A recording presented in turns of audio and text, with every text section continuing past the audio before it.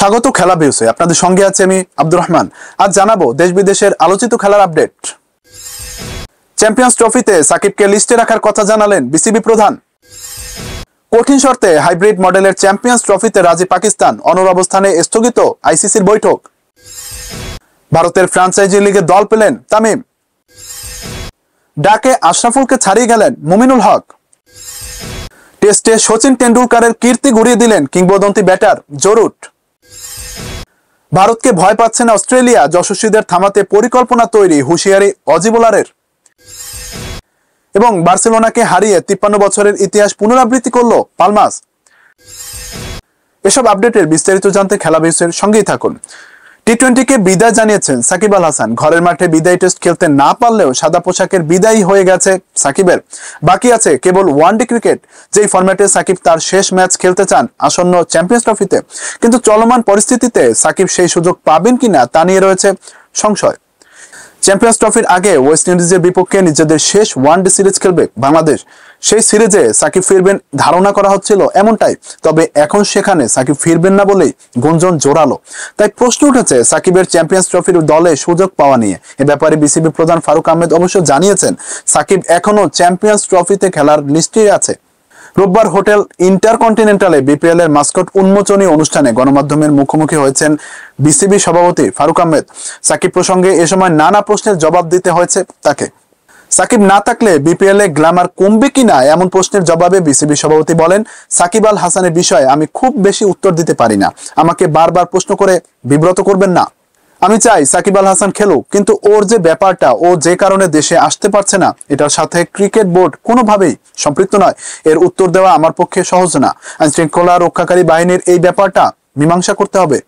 Champions ট্রফিতে সাকিবের খেলা নিয়ে ফারুক জানালেন, এখনো আমাদের লিস্টে আছে। আশা করি ও যেভাবে চাচ্ছে এটাকে যদি সমাধান হয় তাহলে অবশ্যই আমি মনে করি সাকিব এখনো ক্ষমতা রাখে জাতীয় দলে খেলার। বর্তমানে সাকিব আবুধাবি টি10 লিগে খেলছেন। জানিয়ে বিসিবি প্রধান বলেন, একটা ফ্র্যাঞ্চাইজি লিগে খেলা আর দেশের হয়ে খেলা এক জিনিস নয়। আমার মনে হয় খুব একটা মানসিকভাবে প্রস্তুত নয় সাকিব দেশের হয়ে খেলার জন্য। সাকিব সম্পর্কে প্রশ্ন করা হলে বিসিবি প্রধান বলেন, আপনি জানেন একটা ফ্র্যাঞ্চাইজি লিগ খেলা আর দেশের জন্য খেলা এক কথা নয়। প্রস্তুত হতে হয়, দলের সঙ্গে মানাতে হয় খুব বেশি। সেটা যেহেতু করতে পারছে না, আমার মনে হয় দেশের জন্য খেলার মানসিক অবস্থা সাকিবের নেই। চ্যাম্পিয়ন্স ট্রফি নিয়ে জলঘোলা কম হলো না, তাও ভারত ও পাকিস্তানকে এক বিন্দুতে আনতে পারছে না আইসিসি। দুই চির প্রতিদ্বন্দ্বী দেশকে এক করতে ঘাম ছুটে যাচ্ছে ক্রিকেটের সর্বোচ্চ এই নিয়ন্ত্রক সংস্থার। অবশেষে পাকিস্তান রাজি হলো হাইব্রিড মডেলের চ্যাম্পিয়ন্স ট্রফি আয়োজনে। সেক্ষেত্রে থাকছে কঠিন কয়েকটি শর্ত। পাকিস্তান জানিয়েছে তারা হাইব্রিড মডেলের চ্যাম্পিয়ন্স ট্রফি আয়োজন করতে রাজি। সেক্ষেত্রে ভারত যেমন পাকিস্তানে আসতে রাজি নয়, তেমনি ভবিষ্যতে পাকিস্তানও ভারতে যেতে রাজি নয়। পাকিস্তানের প্রথম শর্ত এটাই। পাকিস্তানের শর্ত যদি আইসিসি মেনে নেয়, সেক্ষেত্রে ভারতে অনুষ্ঠিতব্য এশিয়া কাপ বা বিশ্বকাপের মতো আসরে পাকিস্তানকে ভারতে দেখা যাবে না। তারা খেলবে নিরপেক্ষ ভেন্যুতে। তাই চ্যাম্পিয়ন্স ট্রফি নিয়ে জলঘোলা এখনো অবসান হয়নি। এই এক শর্ত ছাড়াও আরো দুটি শর্ত দিয়েছে পাকিস্তান। পাকিস্তানের পরের দুই শর্তের একটি হলো চ্যাম্পিয়ন্স ট্রফিতে ভারত যদি সেমিফাইনালে উঠতে না পারে তাহলে সেমিফাইনাল ও ফাইনাল হবে পাকিস্তানে। এছাড়া পাকিস্তানের বাইরের যে ভেন্যুতে ভারতের ম্যাচ হবে সেই ম্যাচে ভারতের প্রতিপক্ষ দলগুলোকে নিরাপত্তা নিশ্চিত করতে হবে আইসিসিকে। অর্থাৎ অনাকাঙ্ক্ষিত কিছু হলে দায় পাকিস্তানের নয়। পিসিবি চেয়ারম্যান মহসিন নাকভি বলেছেন, এ মুহূর্তে অনেক ধরনের আলোচনাই হচ্ছে। আমি যা বলেছি তাতে বিষয়টি আরো ঘোলাটে হওয়ার কথা নয়। আমরা আমাদের অবস্থান জানিয়েছি, ভারত তাদেরটা জানিয়েছে। দুই পক্ষই নিজেদের মতো করে সমাধান খুঁজে বের করার চেষ্টা করছে। ক্রিকেট যেন দিন শেষে জয়ী হয় সেটাই জরুরি। নাকভি জানান, ক্রিকেটের জন্য যে সিদ্ধান্ত ভালো আমরা সেটাই নিব। পাকিস্তানের সম্মানও যাতে রক্ষা হয়, দুই পক্ষের জন্যই যাতে সমান থাকে। আমি চেষ্টা করছি একতরফা ব্যাপারটার অবসান ঘটাতে। ভারতে যখন খেলতে যাই তারা তো হাইব্রিড মডেল খেলে না, সমতা নিশ্চিত করতে হবে। এদিকে ক্রিকেট পাকিস্তানের সূত্রের মতে শনিবার আইসিসির বোর্ড সভা হওয়ার কথা থাকলেও সেটি স্থগিত হয়ে গেছে। চ্যাম্পিয়ন্স ট্রফি নিজেদের মাটিতে আয়োজন করার ব্যাপারে অটল অবস্থান পাকিস্তানের। পিসিবির এমন দৃঢ় অবস্থানের কারণে বিসিসিআই আইসিসির কাছে অতিরিক্ত সময় চেয়েছে বলে জানা গেছে। সূত্রটি জানাচ্ছে, আগামী 48 ঘন্টার মধ্যে এ বিষয়টি নিয়ে ফের আলোচনায় বসতে পারে আইসিসি, যেখানে এ বিষয়ে চূড়ান্ত সমাধান আসতে পারে। প্রতিবেদনে বলা হয়েছে, নিজেদের মাটিতে চ্যাম্পিয়ন্স ট্রফির আয়োজন করতে প্রতিশ্রুতিবদ্ধ পাকিস্তান, যা আইসিসিকে জানিয়েছে তারা। তবে আইসিসি যদি কার্যকর সমাধান প্রস্তাব করে তবে সেটি নিয়ে ভেবে দেখবে তারা। আইসিসির ওই মিটিংটি মাত্র 15 মিনিট পর স্থগিত হয়ে যায়। তার আগে ভারত, পাকিস্তান ও আইসিসির কর্তারা এই ইভেন্ট নিয়ে সম্মত হন যে পারস্পরিক গ্রহণযোগ্য বিকল্প খুঁজতে একসঙ্গে কাজ করবেন তারা। উল্লেখ্য, আগামী 19শে ফেব্রুয়ারি থেকে পাকিস্তানের মাটিতে চ্যাম্পিয়ন্স ট্রফির অনুষ্ঠিত হওয়ার কথা। তবে ভারত পাকিস্তান দ্বন্দ্বে সেটি এখন শঙ্কার মুখে। এখনো টুর্নামেন্টের সূচি চূড়ান্ত করতে পারেনি আইসিসি। ফ্রাঞ্চাইজি ক্রিকেটের সবচেয়ে জৌলুসময় আসর ভারতের আইপিএল। সেই আইপিএলে কখনোই খেলা হয়নি তামিম ইকবালের। এবার অবশ্য আইপিএলে না হলেও ভারতীয় একটি ফ্রাঞ্চাইজি লিগে খেলার সুযোগ হয়েছে তামিমের। ভারতের franchise league big cricket league BCL এর দল পেয়েছেন বাংলাদেশের তারকা এই ওপেনার। ভারতের অখ্যাত এই লিগের দল এমপি টাইগার্স ড্রাফট থেকে $15,000 তামিমকে দলে ভিড়িয়েছে। শনিবার এই টুর্নামেন্টের ড্রাফট অনুষ্ঠিত হয়, যেখানে অনেক সাবেক ক্রিকেটারদের মতো দল পেয়েছেন বাংলাদেশের সাবেক এই অধিনায়ক। টুর্নামেন্টের প্লেয়ার্স ড্রাফটে মার্কি ক্রিকেটার হিসেবে দল পেয়েছেন ভারতের সাবেক তারকা ক্রিকেটার ইরফান পাঠান, সুরেশ রায়না ও শেখর ধাওয়ান এবং শ্রীলঙ্কান অলরাউন্ডার তিলকারত্নে দিলশান।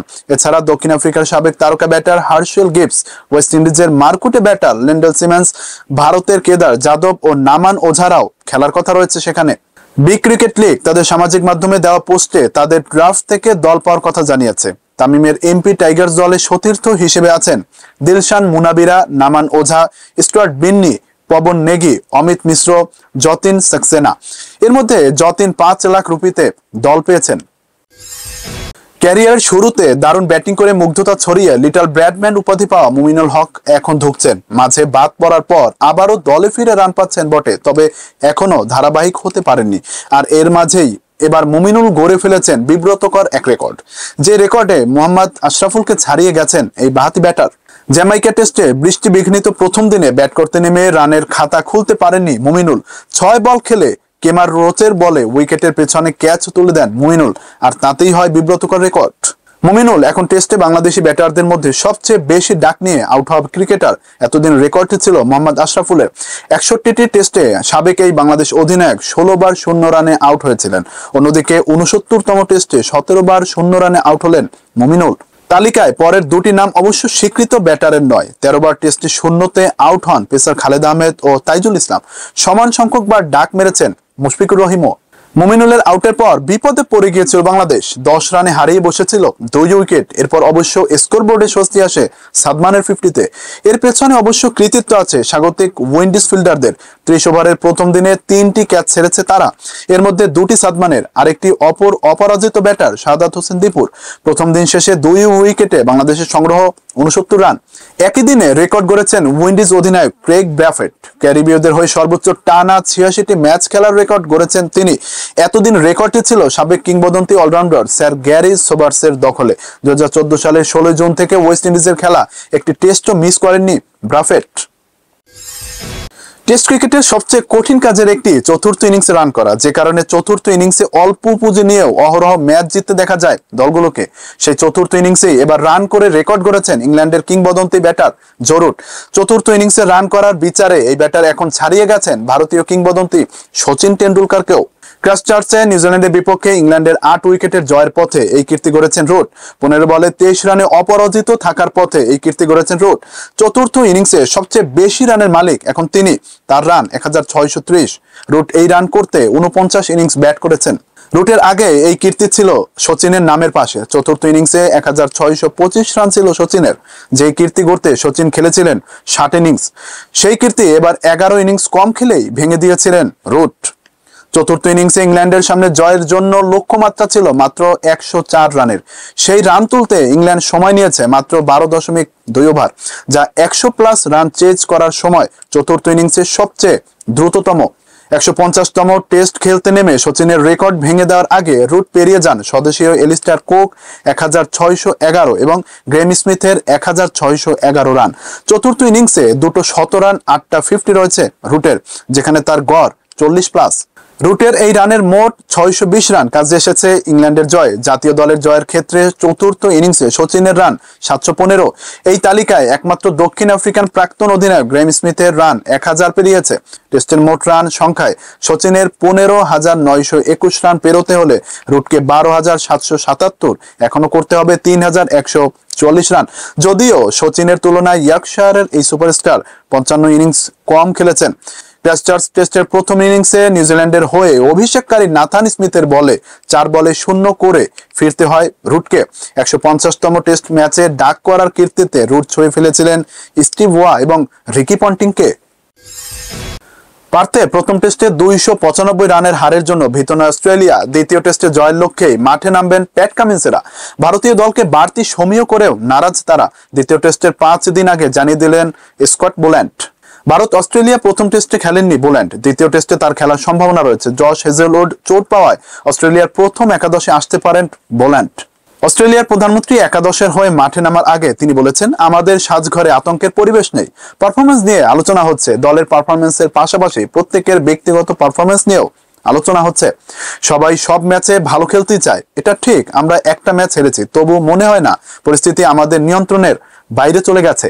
অস্ট্রেলিয়ার জোরে বোলার বলেছেন, ভারতের সব ব্যাটারকে নিয়েই আমরা আলোচনা করেছি, সকলের জন্য নির্দিষ্ট পরিকল্পনা করেছি। কি পরিকল্পনা হয়েছে তা বলতে পারবো না। আমরা অবশ্যই অন্যভাবে খেলার চেষ্টা করব। প্রথম টেস্টে যশস্বী সত্যিই খুব ভালো ব্যাট করেছে, রাহুলও বেশ ভালো ব্যাট করেছে। আমরা আরো আলোচনা করব সামনের কয়েকদিন। পরিকল্পনায় কিছু বদল হতে পারে। প্রথম টেস্টে কিন্তু আমরা খুব খারাপ খেলিনি। আমি আত্মবিশ্বাসী পরের টেস্টে আমরা তার থেকে অনেক ভালো খেলবো। বোল্যান্ড মনে করিয়ে দিয়েছেন, দিন রাতের টেস্টে অস্ট্রেলিয়াকে হারানো অনেকটাই কঠিন। ভারত অস্ট্রেলিয়া দ্বিতীয় টেস্ট শুরু হবে 6 ডিসেম্বর থেকে। 2015 সাল থেকে এখনো পর্যন্ত 12টি দিন রাতের টেস্ট খেলেছে অস্ট্রেলিয়া, তার মধ্যে 11টিতে জিতেছে তারা। টানা 11টি টেস্ট জয়ের পর শেষ দিন রাতের টেস্টে ওয়েস্ট ইন্ডিজের কাছে 8 রানে হেরেছিল অস্ট্রেলিয়া। তবে অ্যাডিলেডের 22 গজে 7টি টেস্টে সবগুলোই জিতেছে তারা। চলতি মৌসুমে লা লিগায় বার্সেলোনার শুরু দেখে ভক্তরা আশায় বুক বেঁধেছিল। এবার কি তবে উদ্ধার হবে লা লিগার শিরোপা? এই প্রশ্নের উত্তর খুঁজতে খুঁজতেই আবারও সেই পুরনো ছন্দে বার্সেলোনা। একের পর এক পরাজয়, অবস্থা নাজেহাল। এবার 53 বছরের ইতিহাস ফিরিয়ে তারা হারলো লাস পালমাসের বিপক্ষে। 2-1 গোলের এই হার হ্যান্সি ফ্লিকের দলের জন্য বিব্রতকর বটে। 30 নভেম্বর বার্সেলোনার ঘরের মাঠ অলিম্পিক স্টেডিয়ামে প্রথমার্ধ গোলশূন্য শেষ করে বার্সেলোনা। দ্বিতীয়ার্ধেই তাদের সাবেক ফরওয়ার্ড সান্দ্রো রামিরেস এগিয়ে নেন পালমাসকে। এরপর সমতা টানেন রাফিনহা। শেষে জয়সূচক গোলটি করে পালমাসকে 3 পয়েন্ট এনে দেন ফাবিও সিলভা। পালমাসের বিপক্ষে ঘরের মাঠে শেষ যখন বার্সেলোনা হারে, তখন এই দলের কারোই জন্ম হয়নি। 1971 সালের সেপ্টেম্বর সবশেষ ক্যাম্প নুতে পালমাসের বিপক্ষে 2-1 গোলে হেরেছিল বার্সেলোনা। দীর্ঘ 53 বছর পর আবারও হারলো তারা। এই ম্যাচে লামিনো ইয়ামালের খেলার কথা থাকলেও তাকে ছাড়াই শুরুতে মাঠে নামে বার্সেলোনা। ম্যাচের শুরু থেকেই একের পর এক আক্রমণ করে পালমাসকে ব্যতিব্যস্ত করে তোলে তারা। 6ষ্ঠ মিনিটে ভালো সুযোগ পায় বার্সেলোনা, তবে ফেরমিন লোপেসের শট ব্যর্থ করে দেন পালমাস গোলরক্ষক সিলেসেন। শেষ দিকে পালমাসের উপর আরো চাপ বাড়ায় বার্সেলোনা, তবে কিছুই করতে পারেনি হ্যান্সি ফ্লিকের শিষ্যরা। শেষ বাঁশি বাজতেই উল্লাসে ফেটে পড়ে পালমাসের ডাগআউট। স্মরণীয় জয়ের আনন্দে মেতে ওঠে তারা। এই হারে 15 ম্যাচে 11 জয় ও 1 ড্রয়ে 34 পয়েন্ট নিয়ে শীর্ষে আছে বার্সেলোনা। 2 ম্যাচ কম খেলে 30 পয়েন্ট নিয়ে 2-এ গতবারের চ্যাম্পিয়ন রিয়াল মাদ্রিদ। বার্সেলোনার সমান 15 ম্যাচে 15 পয়েন্ট নিয়ে 14তম স্থানে আছে পালমাস। এই ছিল এখনকার মতো। খেলার আরো আপডেট জানতে চোখ রাখুন অফ স্পোর্টস এর ফেসবুক পেজে এবং সাবস্ক্রাইব করুন অফ স্পোর্টস এর ইউটিউব চ্যানেলে। অফ স্পোর্টস এর সাথেই থাকুন।